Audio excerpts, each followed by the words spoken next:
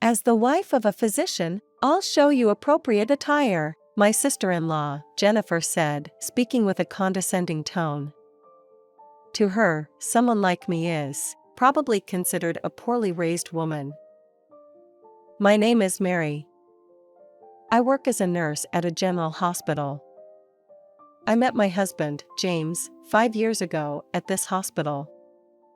At that time, James was a resident physician. As I showed concern for his busy schedule, our relationship grew closer, and we started dating. We were both busy, and there were days when we couldn't meet easily, but this year, after dating for 5 years, he proposed to me. You were born into a family physician's, right? I wonder if they will accept me. Today is the day we are going to his parents' house to tell them our engagement. I can't help feeling anxious and becoming a bit timid. You're the person I chose, so have confidence. If anyone says anything, I'll support you, he said, reassuring me with his dependable words. My father-in-law is a practicing physician, and my brother-in-law, Daniel, is an heir to the medical profession. My mother-in-law and my brother-in-law's wife are housewives. Furthermore, James's uncle and aunt are also physicians, a typical physician family. On the other hand, I lost my father at an early age, and I was raised in a single-parent household. I wanted to become independent quickly and help my mother, so I decided to pursue a career as a nurse. I utilized a scholarship program and enrolled in a national university. I am grateful to my mother for raising me, but I worried that there might be a difference in social status. I had heard that his parents were strict, so by the time I arrived at James's house, I was incredibly nervous and tense. Moreover, perhaps because he told them bringing his fiancée, not just the in-laws, my brother-in-law and his wife and other relatives are all there. Each person introduced themselves, and I deeply bowed my head. So, what do you do, Mary? As I nervously broke out in a cold sweat, my mother-in-law asked me a question. I work as a nurse. I met James when he was a resident physician. Despite me speaking, Jennifer chimed in. A nurse? Are you aiming for a wealthy husband? She said it with a slightly mocking tone, and I quickly shook my head. No, not at all. That's not the case. I desperately tried to defend myself. Some nurses aim for resident physicians, you know. But then James's uncle muttered, creating an unsettling atmosphere. And your family? What does your father do? When Jennifer asked me, my voice unintentionally became quieter. My father passed away when I was young. Upon hearing that, Jennifer made a facial expression that seemed to say, I knew it. You mean a single-parent family?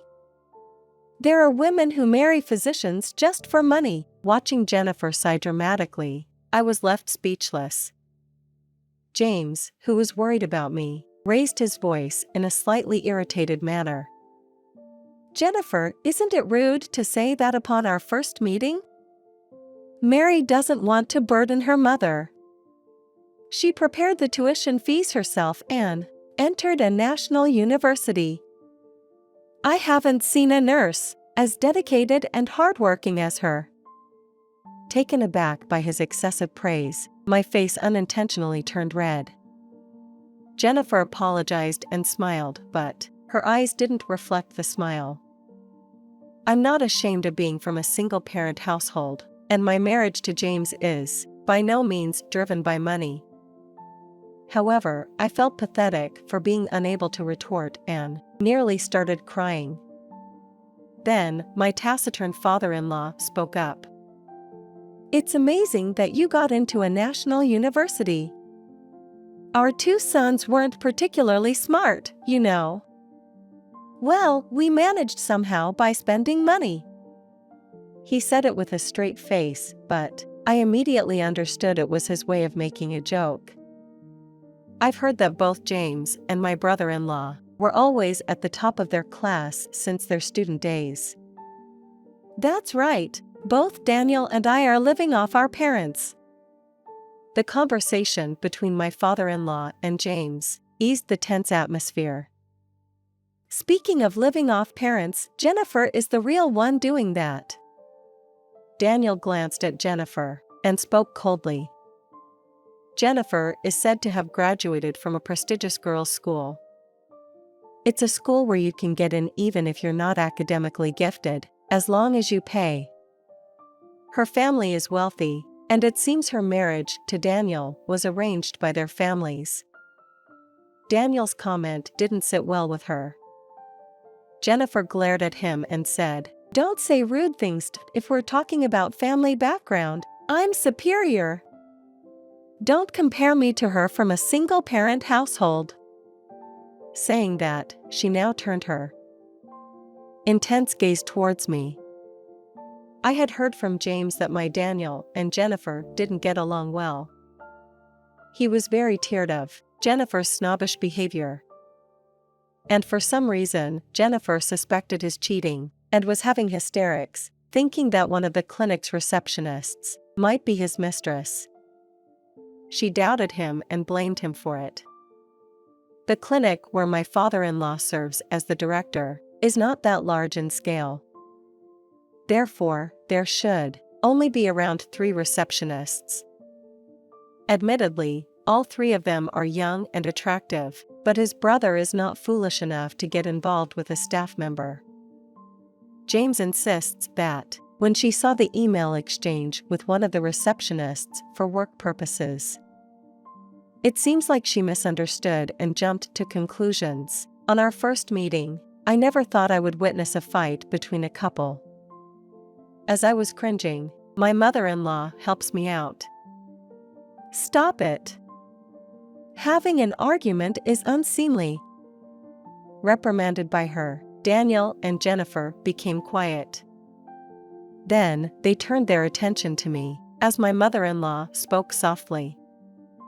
"Like today, there may be times when you'll hear unpleasant words from those around you. Mary, are you prepared to marry into a family of physicians?" In response to the question posed by my mother-in-law, I nodded firmly. Since being with James, I have often been envied by senior nurses. And James, for dating a nurse, has been teased by his colleagues, but despite that, we didn't give up. Instead, our bond grew stronger. "I can only imagine marrying Mary, so I want you to watch over us," James said, and there was no one who objected. Everyone congratulated us on our marriage. Given our strict parents, I had expected that we wouldn't receive such blessings. However, contrary to my prediction, both my father-in-law and mother-in-law warmly accepted us. The only one was Jennifer, who seemed unsatisfied, and that bothered me. With the greeting after arrangement successfully completed anyway, we registered our marriage. Getting married didn't change our relationship with James. The only thing that changed was that Jennifer started inviting us frequently.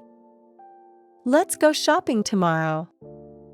As a physician's wife, I'll show you appropriate attire." Jennifer often used the term physician's wife. It surprised me that she would invite me to go shopping. After initially ridiculing me during our first meeting. However, upon observing her behavior, it seemed like she wanted to establish superiority over me. She would buy clothes that I couldn't afford with my salary and show them off one after another.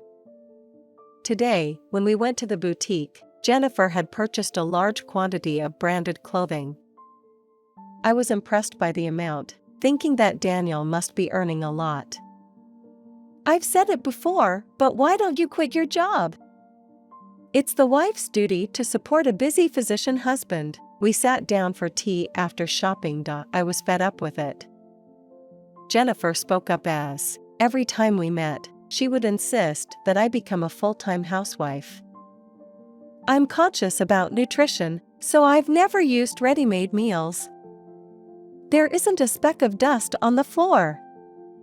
Are you fulfilling your duties as a physician's wife? Indeed, there are times when we rely on ready-made curry, and there are times when dust accumulates. I've even felt anxious about it, so I asked James at that time if I should quit nursing and become a full-time housewife. And James, with a serious expression, said this to me: "I don't want you to quit nursing because of the way you work so lively and energetically. I fell for you at first sight." That looking at me, treating the patients kindly more than anyone else, he fell in love with me. He had said that to me before. Remembering James's words, I replied, "I have no intention of quitting my job." James understands that too. Upon hearing this, Jennifer snorted. "Are you serious? A poorly raised woman like you will surely be easily bored and cheated on. You are smart, but you don't have any merits other than—" Jennifer suddenly looked down on me straightforwardly. I couldn't tolerate her belittling my family. I was upset, and I unleashed my thoughts. "Well, I guess your only merit is that your family is wealthy. And you're not on good terms with your husband either. Instead of worrying about being cheated on, how about making an effort to trust?" I thought I may have gone too far, but it was already too late. Jennifer's face turned red with anger, looking just like a red demon. "How dare you! A woman like you is not suitable for this family." With those words, Jennifer angrily left. When I told James about the situation, he burst into laughter. "You really gave it to that unpleasant sister-in-law. Well, she'll calm down with time." While I regretted what I said, I also thought maybe it was for the best. There were no more invitations for shopping or tea. I was actually happy with that. By the way, Jennifer always acts so high and mighty in every boutique she enters. Is she a regular customer there? Then he said maybe it's because she's a shopping enthusiast. James casually dismissed the question, but I feel concerned a bit. "Hi, I have something to ask." I made a phone call to a friend of mine. I thought the next time I would see Jennifer is the New Year Day, several months from now, but next day, I received a message from my mother-in-law that if we could have a dinner gathering. It was an invitation to celebrate my father-in-law's 60th birthday at a high-end sushi restaurant. I wasn't looking forward to meeting Jennifer, but I wanted to celebrate my father-in-law's milestone. I thought she probably already forgot about it, so I was looking forward to the dinner gathering. As I waited in front of the restaurant, Daniel and Jennifer arrived. When she spotted me, she approached me with a stern expression and walked up to me. "Why did you come here? Didn't I tell you that you're not suitable for this family?" She aggressively confronted me, and Daniel and James hurriedly tried to intervene. "I haven't forgotten what you said. You, a poorly raised, poor person, daring to be so arrogant." Jennifer was getting more and more worked up. "People like you, who grew up in a single-parent household, are the bottom of society. I would never want to eat with someone from the bottom of society. Just go home now." Jennifer made a commotion in front of the restaurant, and Daniel held his head in frustration. Then, at that moment, a cold voice echoed. "Well then, you should go home." The source of that cold voice was my mother-in-law. She must not have expected that my mother-in-law was watching. "Huh?" Jennifer muttered softly and turned around. "Making a scene in front of a restaurant. It's so embarrassing." Everyone nodded in agreement with her words. I was just responding because Mary said something rude to me. I've been supporting my husband so much. She seemed to have entered a hysterical mode. Once again, her voice grew louder. To begin with, James, it's your fault for bringing such a poorly raised woman with you. You should divorce her even now. What she's saying is completely absurd. Naturally, James looks at her with a bewildered expression. Please, just don't get any more hysterical. But it's your fault in the first place, for belittling my educational background. Finally, a fight breaks out between Daniel and Jennifer. Then, my mother-in-law steps in again. I was planning to ask you about it another day, but if you make this much of a fuss, I'll ask you here. Jennifer, do you have something to hide? At my mother-in-law's words, the voices of their argument abruptly stop. Something to hide? What do you mean? Jennifer tries to appear calm, but her voice trembles slightly. Mary told me about your tendency to waste money. Jennifer's face turns pale in an instant. There's a department store that you often visits, right? One of my friend works there. I couldn't help but wonder how Jennifer could afford to buy so many brand name clothes. Initially, I thought Daniel was very generous-minded. But would he allow his wife, who's not in a good relationship with, to freely indulge in expensive shopping? When I thought about it, it felt odd. I considered the possibility that Jennifer might receive an allowance from her wealthy parents. But she told me proudly that she had never asked her parents for help since marrying Daniel. According to James, Daniel is careless with money, so he leaves all financial matters to her. That's probably why she had the freedom to spend as she pleased. According to my friend, Jennifer is a preferred customer at the store and sometimes buys thousands of dollars worth of items in a single day. However, her haughty attitude apparently annoys the store staff. And Jennifer, are you using the family card for cash advances? This was a mere speculation without any evidence. But it seems my guess hit the mark, as Jennifer turns even paler. Why would you say that? Due to her extravagant spending habits. I thought she must have taken out loans. You don't even understand the importance of money, and yet, you flaunt it outside. Isn't that embarrassing, as a doctor's wife? Jennifer, who was called out for her wastefulness by my mother-in-law, falls silent without saying a word. I hear you have quite an attitude with the staff as well. We've been receiving complaints, says my father-in-law, who had been listening silently, couldn't hold back any longer. Jennifer would show up at the clinic when her in-laws were away, complaining about the lack of cleanliness, and yelling at the staff. Her attitude was terrible, especially toward the 3 employees who suspected cheating on her. They said she apparently pressures the girls to quit if they flirt with her husband. When my father-in-law heard the reality of the situation, he feared that if the situation continued, employees would quit. Daniel was furious. When he heard that the money was being spent, "Tell me how much you borrowed. Speak up." Jennifer remained silent without offering any apology.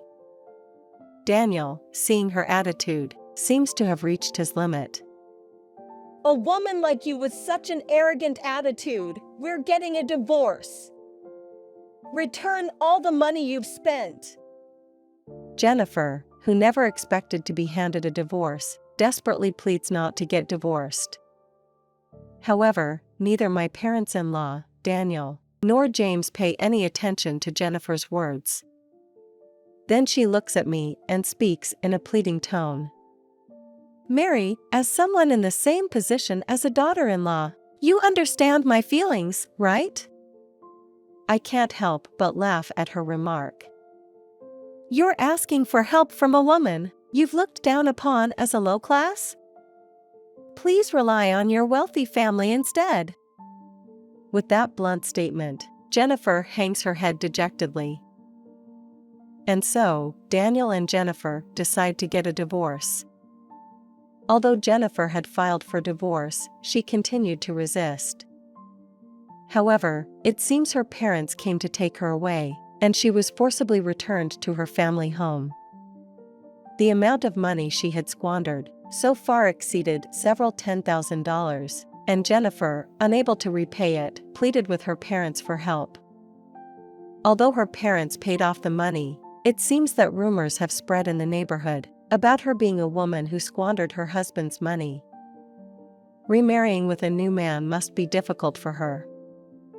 Her parents are ashamed to let her go outside, and have strictly instructed her to stay home for a while. Of course, cash and credit cards were confiscated. I heard Jennifer, who used to find stress relief through shopping, is now confined to her room. Despite coming from an affluent family, why she tried to stand above me, I never understood. According to Daniel, Jennifer had a complex about her academic background. After I married James, his relatives were glad he got a smart wife who graduated from a public university. I guess she didn't like it. Being wealthy doesn't guarantee happiness. I realized that from seeing Jennifer's situation. So, I decided to ask my mother-in-law a question that had been on my mind. "Why did you allow our marriage?" "A woman who married into a family of doctors. I thought family background was important," I timidly asked, and my mother-in-law answered with a smile. "Well, actually, I met my husband, who was a resident at the time, and we got married. I was a nurse before I had my children."